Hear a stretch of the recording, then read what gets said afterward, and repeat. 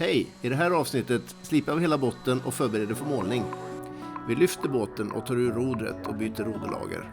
Och vi fortsätter planeringen av installation av vår nya batteribank. Isen ligger fortsatt kvar på Mälaren, men solen börjar värma. Här är vår hund Leo, han längtar också efter våren. Det är veckopendling nu till båten. Vädret börjar väl bli lite roligare, man börjar få lite vårkänsla. Så det är riktigt gött. Projekten går vidare här. Nu ska vi slipa botten idag. Den behöver ruggas upp inför bottenmålning då. Så att det har varit en färg för Mälaren och Östersjön, en Hempa Speed som är lite hal. Så att vi behöver slipa hela botten och sen ska vi lägga ett lager med primer.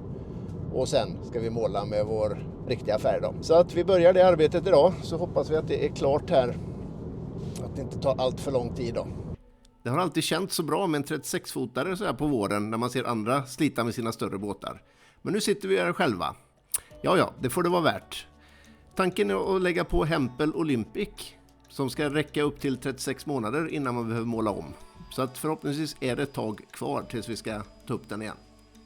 En bra ljudbok i hörlurarna som har noise cancelling, så går det ganska bra. Hej på er! Välkommen till vår YouTube-kanal Sailing Vessel Heart of Gold. Det här är riktigt skön. Första vårdagen känns det som. Solen värmer. Isen börjar smälta. Fortfarande en hel del is på Mälaren. Första dagen med riktigt båtgräväder utomhus. Lite lunch nu och sen drar vi igång och börjar slipa. Botten är 42 kvadratmeter, så det är lite grann att slipa. Pia och Leo följde med dag 2. Här kommer Leo i full fart. Han ungefär 20% dag 1, då var jag på plats ganska sent. Bara hem och vila. Vi fortsätter slipa och det går bra när man är 2. Botten ska ju dessutom bara ruggas upp för att primern ska sitta. Så här långt har vi kommit. Förhoppningsvis är vi klara idag här med slipningen. Det är några timmars jobb kvar, men vi har kommit en bit på vägen. Slipningen går undan och sen får vi vänta på lite varmare väder för att måla. Hur går det, Pia? Det är blått. Jag ser inget heller. Vi blir inte helt färdiga, så de sista 20% slipades av dag 3. Rejäl träningsverk kan jag säga. Så idag ska vi byta roderlager. Ska sätta på de här. Så vi ska lyfta båten. Så vi kan släppa rodret här. Byta dem, det är de som sitter här och den brickan, och sen sitter själva lagringen där uppe, eller bussningen.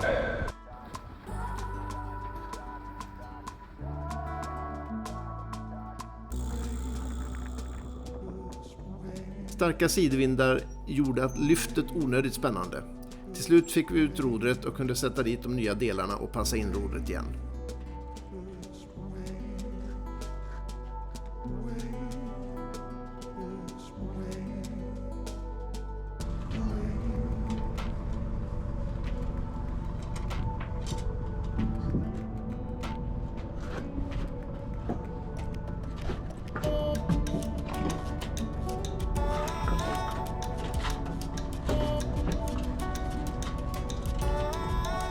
Det var lite pyssel att få dit rodret ordentligt. För att få rätt passning så drar jag ihop lagret med hjälp av tejp och lägger tekton, ett alternativt Sikaflex, som fyller ut gapet mellan skrov och lager. Och man får en tight passning utan glapp. Monteringen av rodret gick sedan relativt lätt med lite justeringar.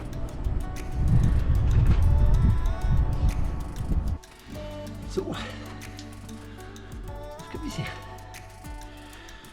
om vi kan få någon ordning på detta.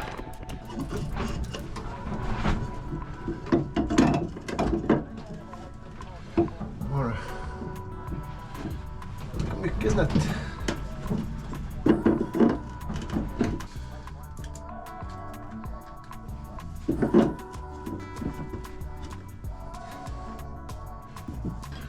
Jag drar igenom den här slängen så vi inte åker ner.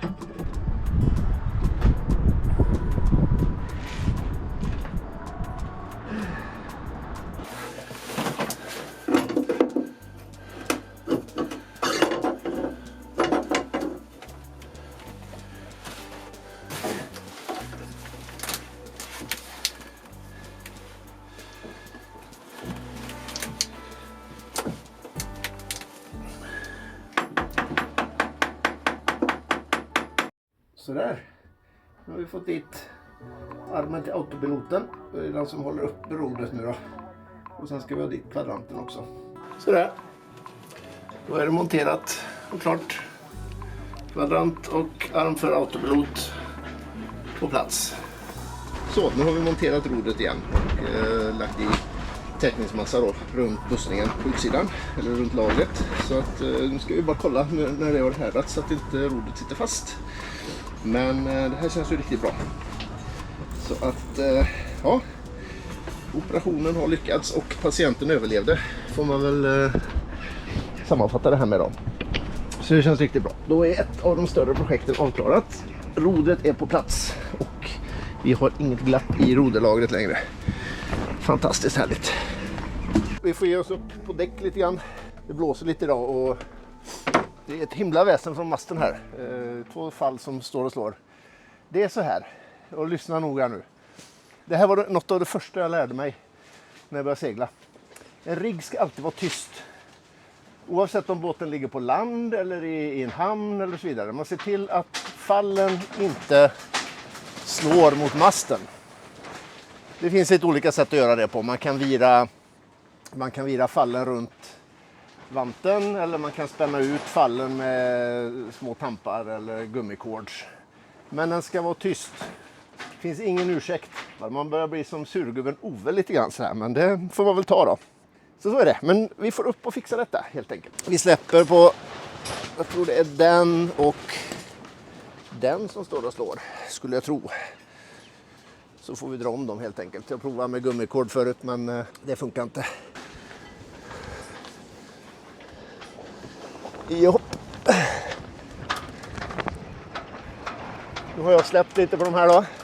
Jag försökte med gummikord men det hjälpte inte riktigt. Så vi gör så att vi drar om dem helt enkelt.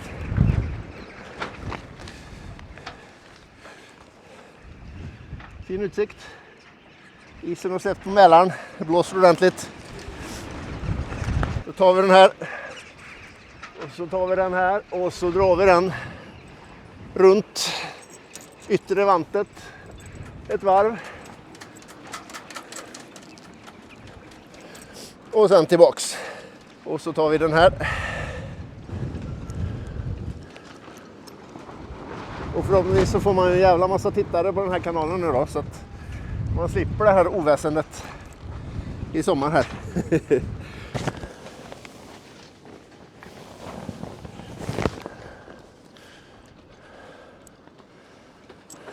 Och så ska vi bara tajta hem.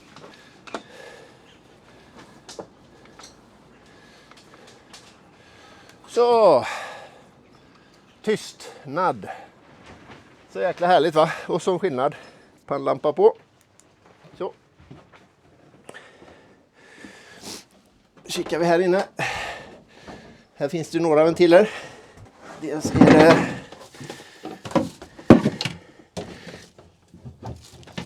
toalett ut. Den vill inte jag röra för mycket, men den rör sig.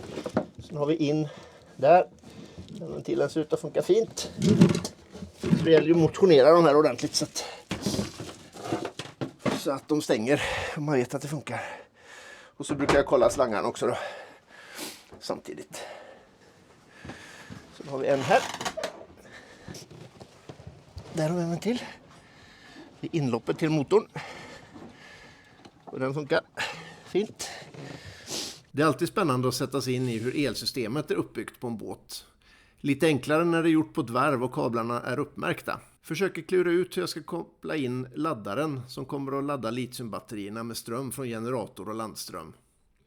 En så kallad DC-DC-laddare som tar 12 volt och också ger 12 volt men med rätt laddprofil för litiumbatterierna och som dessutom skyddar generatorn genom att begränsa mängden ström som den tar. Generatorn riskerar annars väldigt lätt att gå för varm. Under tiden står litiumcellerna och laddas för toppbalansering. Så fort minusgraderna försvunnit så åker litiumbatteriet i. Sådär. Vi har fått lite grann idag också. Kartlagt elsystemet och där vi ska koppla in litiumbatterierna då. Så att slutsatsen är nu att jag hade ju tänkt att ha kvar på 2 batterier och installera litium parallellt, men det blir lite för mycket bök. Det blir billigare och smidigare. Så istället för att dra ner laddningskablar hela vägen hit så kommer vi att ta bort alla ta bort de här kablarna och sen kommer jag kunna använda några av dem för att koppla upp litiumen istället. Och den grova kommer jag gå tillbaka till elcentralen då. Och sen kommer vi att sätta Victron-laddaren här inne istället, DC-DC-laddaren. Så det kommer att bli mycket smidigare.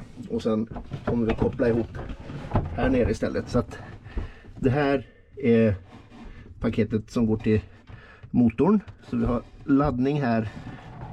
Så att vi har en Argofett.